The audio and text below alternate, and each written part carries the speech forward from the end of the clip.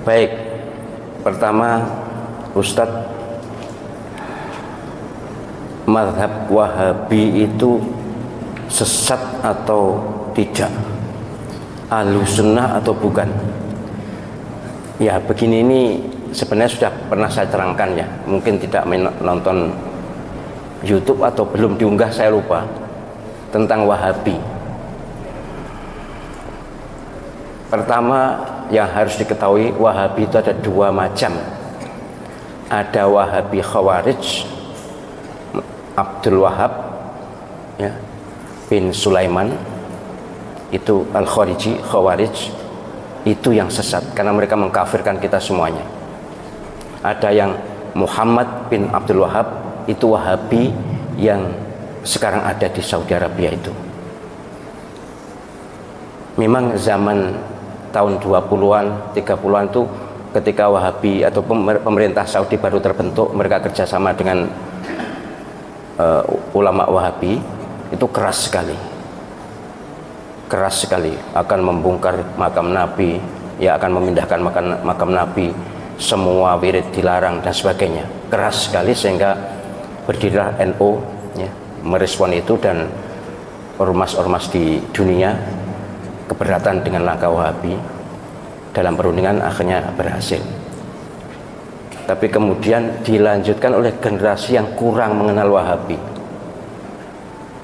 Sampai sekarang ini pun ada yang mencaci maki Wahabi, menganggap sesat Wahabi, menganggap Wahabi bukan Ahlus Sunnah.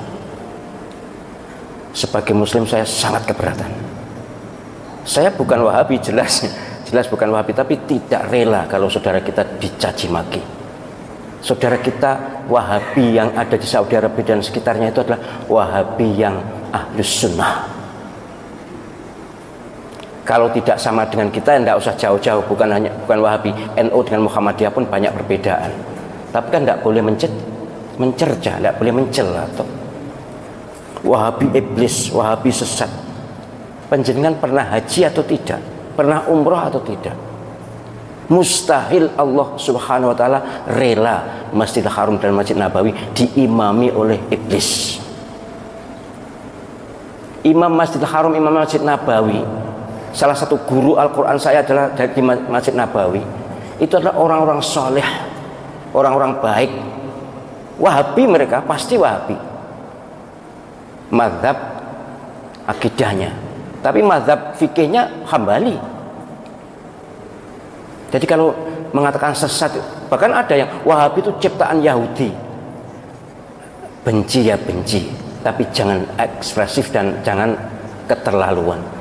Panjenengan nanti akan malu di depan Allah SWT. Mustahil, sekali lagi, Masjidil Haram diimami oleh orang yang sesat, mustahil. Mustahil Allah SWT ridho Masjid Nabawi, imam masjidnya adalah orang-orang sesat. Saya tuh bahkan, karena saya akrab juga dengan Syekh Abdul Rahman As-Sudais, Syekh Surem, akrab saya dengan mereka. Mereka tuh bahkan dalam persepsi saya orang yang paling awal masuk surga di antara orang yang hidup sekarang ini.